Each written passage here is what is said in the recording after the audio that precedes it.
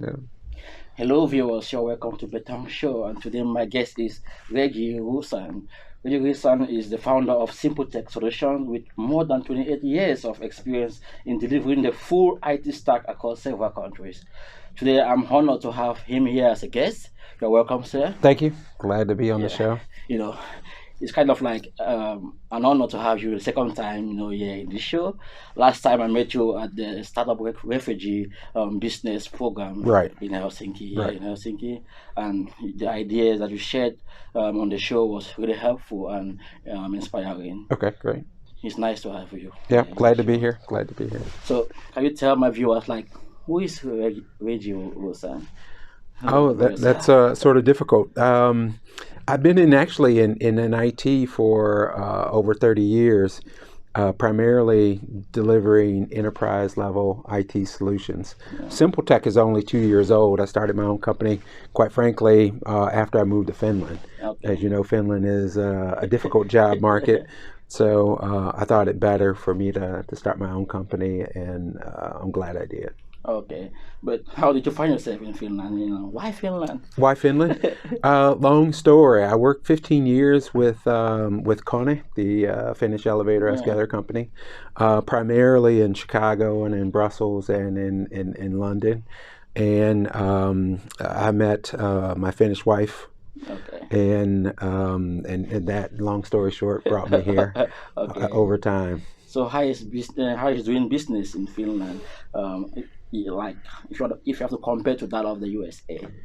Um, Business in Finland is more network focused. Okay. So, Finns sort of stereotypically don't buy from and don't hire people they don't know. Okay. So you really have to get out and network and meet people.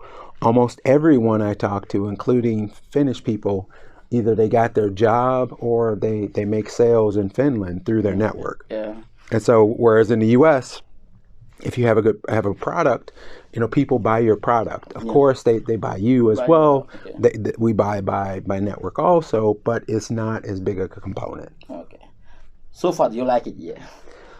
Finland is good. It's a safe and sort of easy place to live. So it's outside of the food and the weather, it's hard to complain. Yeah. So it's not Chicago, it's not London, and it's not Brussels. Okay. But I grew up I'm from St. Louis in the Okay. U.S., Okay. and it was roughly the same size Yeah. cities. Okay. So Yeah. Helsinki is a little bit Yeah. slower, So yeah. and a little bit smaller Yeah. than maybe what I'm used to. Yeah, I understand. So tell us a little bit about your company, SimpleTech Solution. SimpleTech, we started out again a little over 2 years ago, trying to help companies implement and become GDPR compliant, or General Data Protection Regulation compliant. I decided when I started my own company that the world just didn't need another IT generalist. Yeah. So GDPR was coming around, and companies were struggling with it, and they're still struggling with it. So I thought, okay, well, when I start, we'll focus on this, and that way, hopefully, we'll have a bigger impact. What I didn't know at that time is that I would say there's still lots of companies that have yet to fully become GDPR Yeah. compliant, and aren't really aggressively pursuing it. Companies that know they either deal with data as Okay. their core business, or they're planning to move or to operate abroad, definitely need to take GDPR into consideration. Okay. And so, as a result of that, there wasn't and there still hasn't been a mass adoption of GDPR in Finland. So that's sort of forced us to rethink our service offering. And so Yeah. now we do lots of other things, which is good because my background suits all Yeah. sorts of industries and those sort of thing. And one of the things we provide is sort of chief technology officer as a service. Okay. And so before the interview, we were talking about going to Tampere Yeah. tomorrow, supporting one of the companies that takes my chief technology as a service Okay. offering. Okay. Yeah. That's good. What are some points or aspect of SimpleTech that makes you unique, or what you do unique from others out there? It depends on the sort of the market that we're looking at. So some of the other things that we do is we help. I noticed when I was delivering GDPR services that some of my customers, especially in the ed tech space, really don't understand other markets and opportunities abroad. And so we've started a service where we help Finnish ed tech companies go to Africa, Okay. because there's a huge market there. They can have a large impact. The company doesn't need to do a lot to implement what they have there.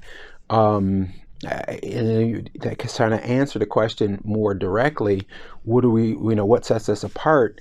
Even with GDPR, we talked about two fundamental things that you didn't see any GDPR consultants, no periodicals, no publications, no social media. Nothing was talking about making GDPR a competitive advantage and a good customer experience. Wow. And so customer experience is paramount in any of the services we provide. Okay. And so a lot of times you don't hear the IT guy talking about customer experience. Yeah, it's true. But all of the things that your business implements to provide a good customer experience needs to be started at the foundational level and through all of the systems that you use. And so I would say customer experience and focusing on competitive advantage is what sets us apart. Okay. So do you think businesses should take the GDPR seriously? I definitely think people should take GDPR seriously, for the two reasons I just talked about. You can't really get too many better messages with the customer to say, we take your data seriously, and this is what we're doing to protect you. Right? That immediately sort of adds credibility to your brand. Okay. And there was a recent study just published that said that only 28% of companies sort of globally are GDPR compliant, but the ones that are that have gone through GDPR compliancy are receiving the following competitive advantages. One, they have an increased customer engagement. Yeah. They have increase in their the perception of their brand, right? And then they have increased employee engagement. Wow. Right, so those things are all important. There's not too many businesses out there that wouldn't want more engagement with their customers, with their employees, and better brand recognition. Yeah. Okay. Looking at the past, knowing what you know now, what will you do differently? I would really focus on those points harder. Not everybody implements like GDPR or adopts different digitalization programs because it's something they really need to do. A lot of times people don't understand that need, but most people can understand the competitive advantage and the brand recognition and good customer experience. Good customer experience. Okay. Yeah, that's what I would focus on. I probably wouldn't have been so focused in the beginning. Okay. But when you're a small company, you can turn around quite quickly. You can make different changes quite quickly. Okay. So it wasn't a huge issue from my perspective. Okay, guys, I'm here with Reggie Rusan, the founder and CEO of SimpleTech Solution, providing GDPR services and other services to businesses, more small and medium-sized businesses in Finland and Africa. After the break, we're going to talk more about his involvement in community building and also businesses in Africa. So see you after the break. Hi, my name is Reggie Rusan. My company is SimpleTec Solution. We help companies become GDPR compliant. GDPR stands for the General Data Protection Regulation, which took effect this year in May. I have a Finnish business partner that speaks Swedish, so we are able to provide services in Finnish, Swedish, and in English, so we cover the Finnish population quite well. I started my company here because I had spent 30 years in the corporate world, and when I moved to Finland, I decided I wanted a different challenge. Investigated starting a business and found that it was quite easy to do so. It's well documented and you can get lots of good expertise and advice from the Finnish entrepreneurs societies. Hello, viewers. We are back again with Reggie Rusan, and so far we have learned about his business, what it does. But right now, we are going to go deeper into his community involvement, helping entrepreneurs and other businesses at the personal level Hmm. to grow. You are actively involved in the build up of the Finnish startup ecosystem. How do you feel giving back to the community, and helping entrepreneurs or startups to do what they really want to do? It's something that just sort of comes natural. If I can help someone learn what I learned faster than I learned it, then I think that will help us all. It's just sort of the karma of how life goes. Okay. It's always, and I mean, it's also an opportunity to keep my SimpleTech's name out and about, so it has some value there as well.